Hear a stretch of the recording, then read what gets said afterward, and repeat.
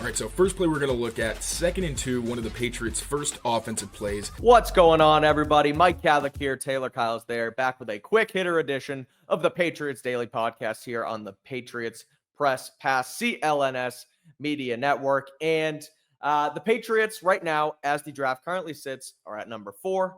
And a lot of people think they're going to take one of Travis Hunter and Abdul Carter if they fall to them. Obviously, things can change. Obviously, those guys can go within those top 3 picks. So there's a lot of moving parts, as Mike Vrabel mentioned at the owners' meetings on Monday morning. He also spoke about the running back position, and a lot of draft pundits as of late, Taylor, Daniel Jeremiah being one of them, have suggested that maybe the Patriots go best player available completely and take Ashton Jeanty, the running back from Boise State. So before we get into that topic, here's what Mike Vrabel had to say about potentially taking a running back at any point in the 2025 NFL draft. I think so. Having a good young runner, something that's potentially something that we would like to do. I thought the guys coming back, I think Rhamondre and Gibby, I think obviously we're a good 1-2 punch.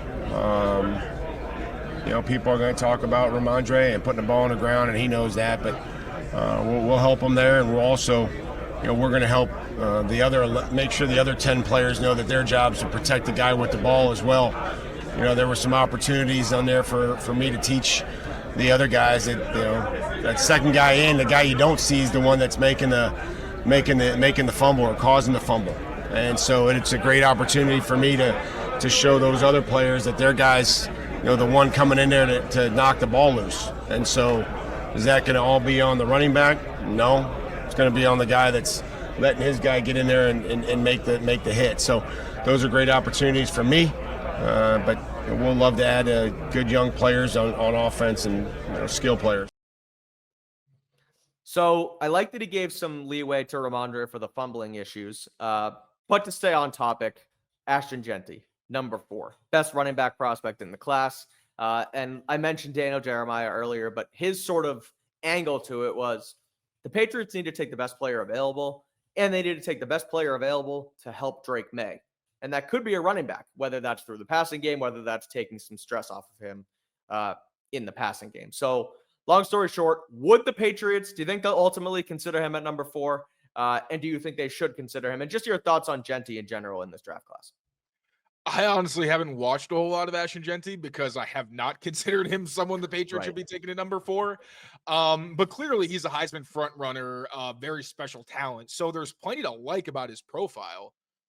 I don't like it because I think the Patriots have way too many holes and too many significant holes to choose a position like running back that is so dependent on other people. Now, the argument for it, I do want to be fair, a great running back can still succeed. Like, I think Rhamondre is very good. I don't think he's great, especially after last season.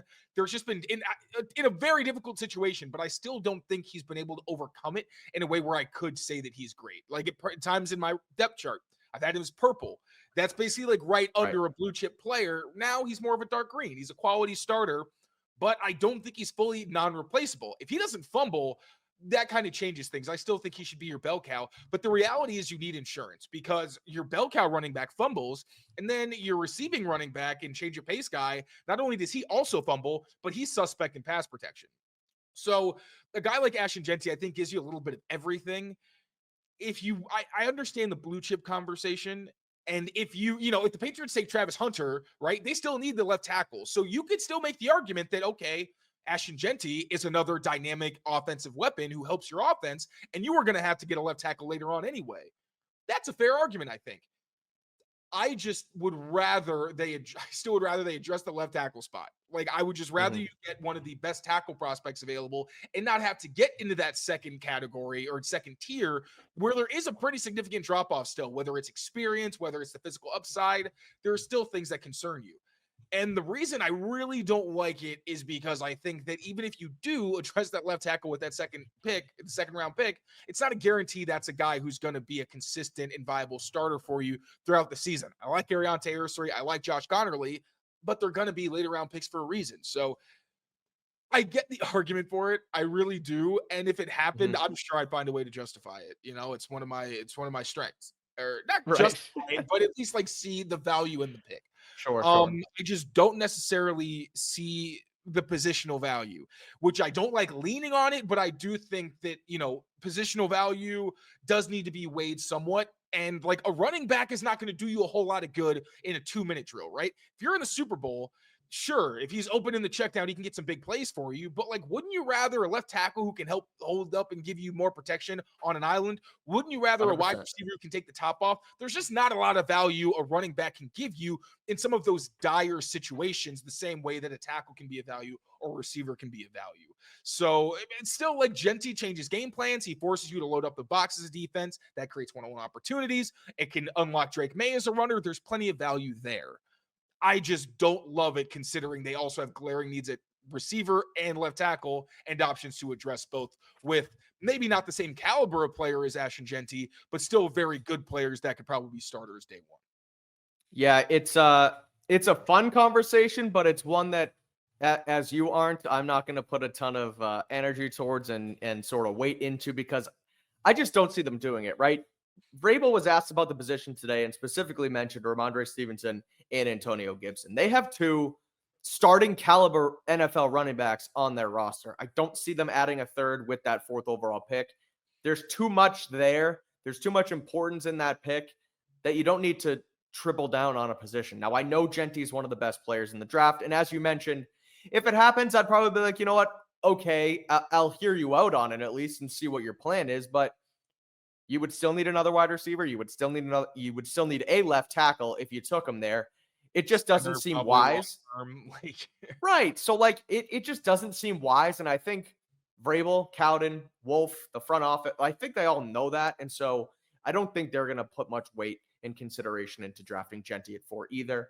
And though also, it could be Rhamondre's contract really quick. Like, it's not an easy one to get out of. Like, you just signed a new extension.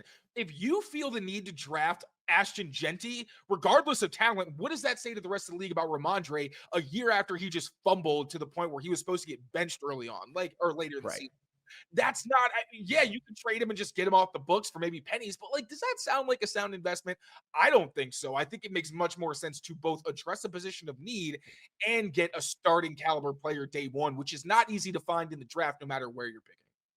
Right, exactly. And the Antonio Gibson deal was a 3-year deal last year as well, so he still has 2 more. I know that there's definitely some outs here and there on that one, but regardless, you're kind of locked into the position, and I just, it's not a wise decision to take Ashton Jeanty as 4. As fun as it may be, as good as he was at Boise State, as electric as he probably will be in the NFL, to me, it just doesn't make a ton of sense, and I don't think it makes sense to them, and I know it doesn't make sense to Taylor either. But you got to talk about it because it's the draft and anything can happen, and it's coming up in less than a month, so make sure you keep it here on Patriots Press Pass for all of your NFL draft coverage. We'll be back every single day with Patriots Daily, as we always are, so make sure to rate, review, and subscribe to the channel. Until next time, thanks for watching. Take care of yourselves, take care of each other, and we will see you very soon.